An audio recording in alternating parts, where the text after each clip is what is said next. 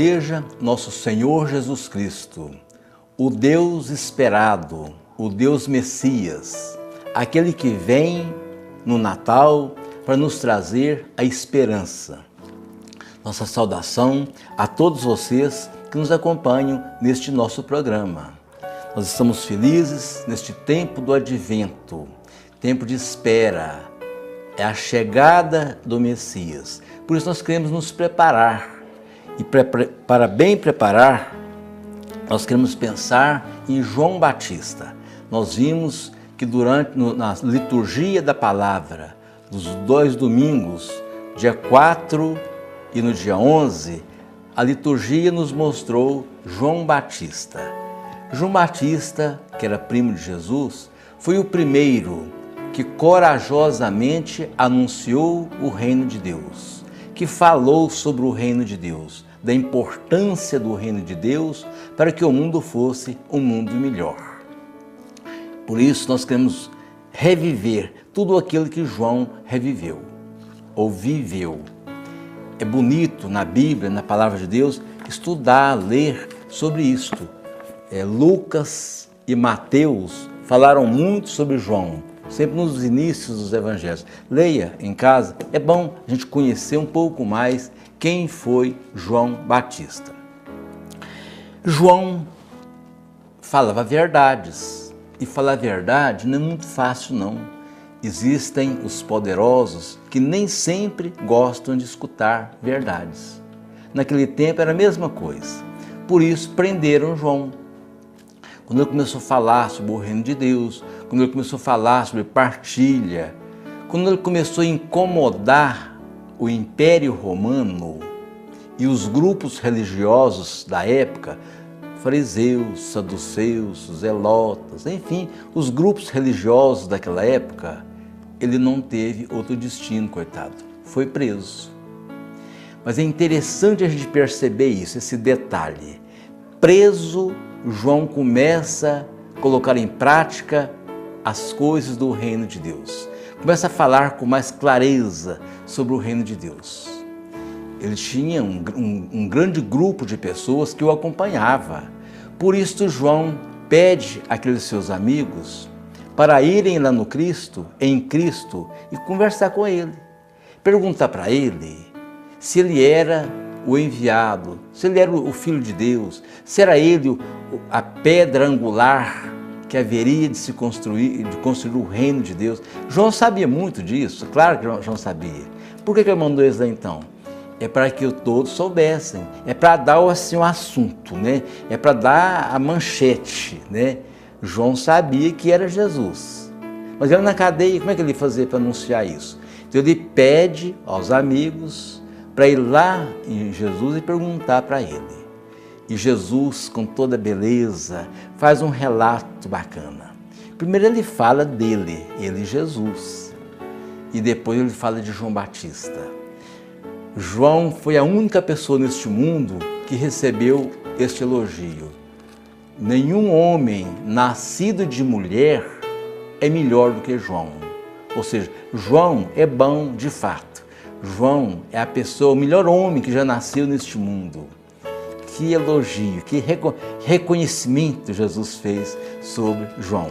Ele mereceu. Ele teve coragem profética, teve sabedoria para fazer isso. Mas então, lá da prisão, João manda os seus amigos para conhecer o Cristo, para conhecer o Messias.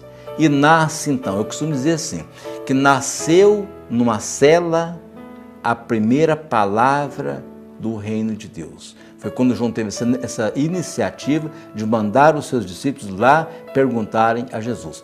Dar oportunidade a Jesus de ele fazer o lançamento. É claro que não teve festa, não teve as coisas que acontecem hoje para inaugurar aí uma pequena construção, qualquer coisinha não, né? Mas precisava de começar a coisa, precisava de tornar público a ideia de reino de Deus. Cristo precisava de uma hora para falar isso, é agora, é a partir de agora que a coisa vai acontecer, né? Jesus estava mais ou menos com 30 anos, mas ainda não tinha falado às claras sobre o seu reino. Então foi aí, a partir desse jeito que João arrumou, é que Jesus fez isso, né? A visão profética, João era profeta, João foi o último profeta, né? E o primeiro profeta da era cristã, né? O primeiro era cristã. Mas a ideia de profeta já existia. Isaías, Jeremias já haviam isto. E é interessante a gente perceber que são contemporâneos, Isaías, Jeremias e os outros profetas, viveram durante o exílio da Babilônia. O povo estava sofrendo. Nabucodonosor prendeu o povo lá, né? Ficaram muitos anos sofrendo num país, na Babilônia. E Isaías via isso, a injustiça que acontecia, a opressão, o sofrimento do povo no exílio da Babilônia. Por isso saíram em defesa. Como que é bonito ver Isaías falar sobre isso. Jeremias, então os profetas, Abacuque, enfim, todos os profetas, né? Como que é bonito ver eles falarem sobre isso. Então nasce ali, em João, nasce o profetismo cristão.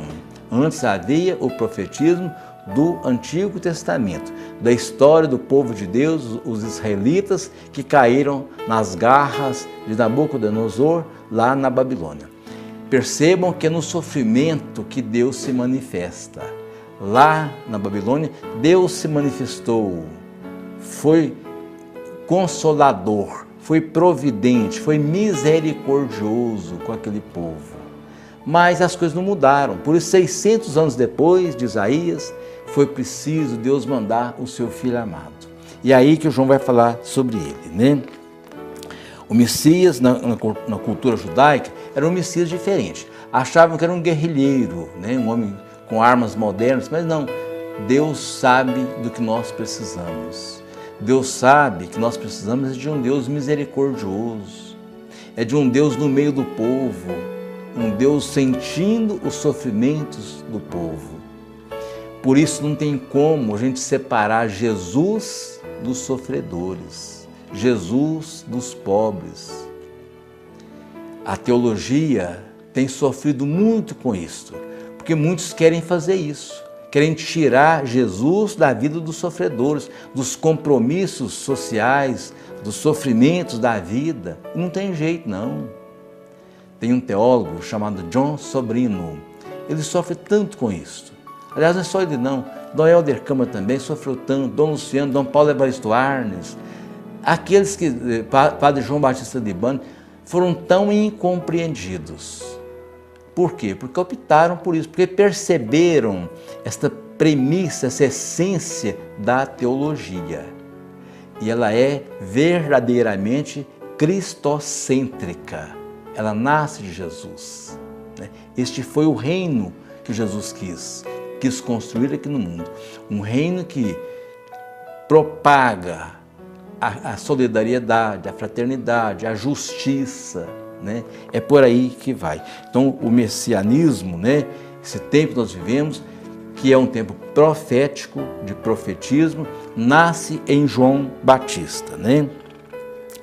E espera-se que este reino seja verdadeiro, que ele aconteça, né?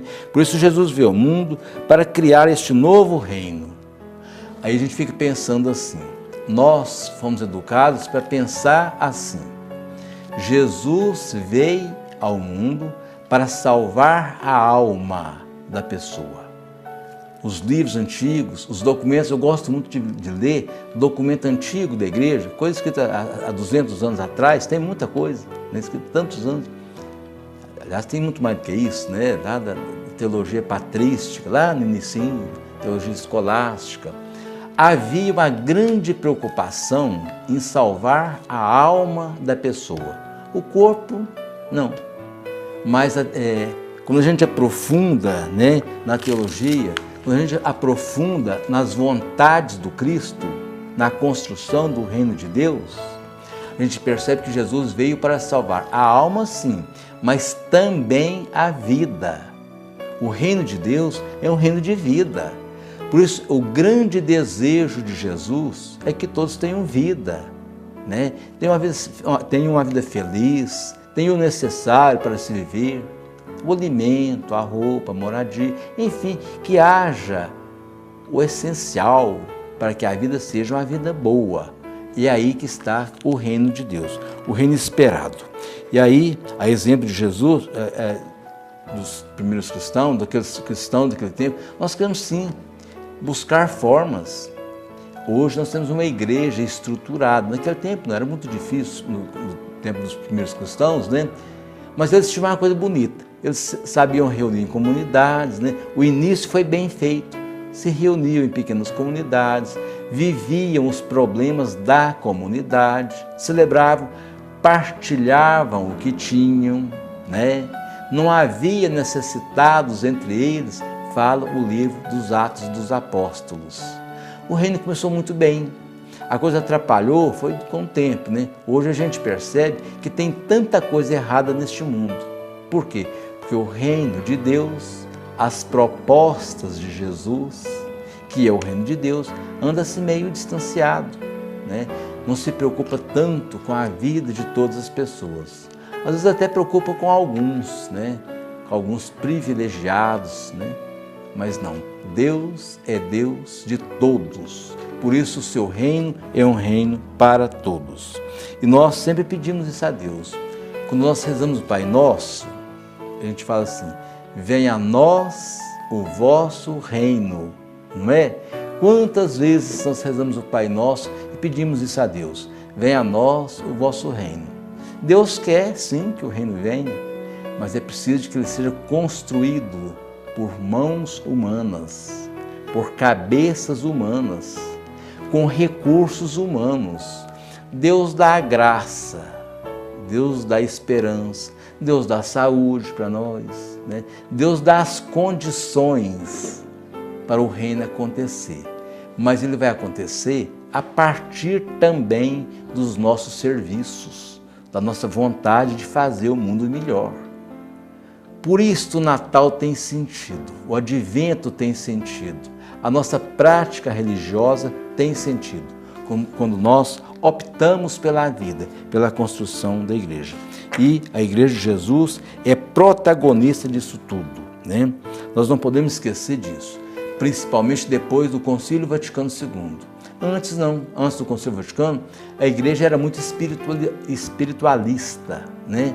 Preocupava muito em rezar pelos sofredores, que é bom, tá certo, deve mesmo. Mas deve-se também fazer alguma coisa para que as pessoas que estão sofrendo não sofram, né? É interessante essa mudança, né, do objetivo da igreja, né? Inclusive na questão teológica, pastoral, né? Hoje nós vemos os bispos, os padres, os leigos, o povo de Deus, pensando nas pastorais sociais, pastoral da criança, pastoral do operário, enfim, pastoral da saúde, né? E a gente percebe que há essa necessidade de misturar as duas coisas, a questão social e a questão espiritual. Aliás, a palavra oração já diz tudo.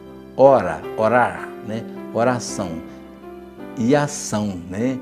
Então, as duas coisas são juntas, devem ser vividas conjuntamente. Orar e ação, né?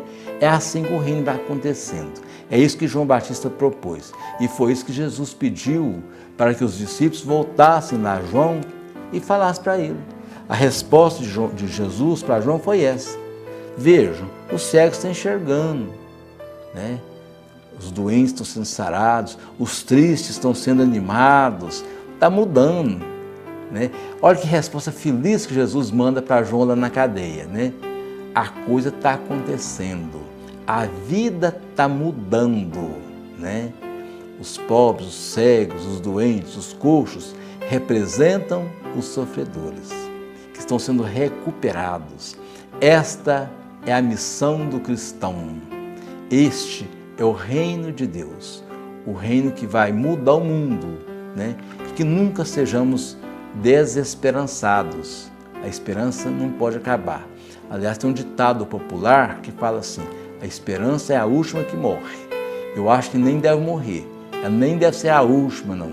A esperança nunca pode morrer, nós vamos sim ainda implantar nessa terra um reino cada vez melhor, para que todos tenham vida e tenham vida mais feliz. Até quarta-feira que vem, se Deus quiser.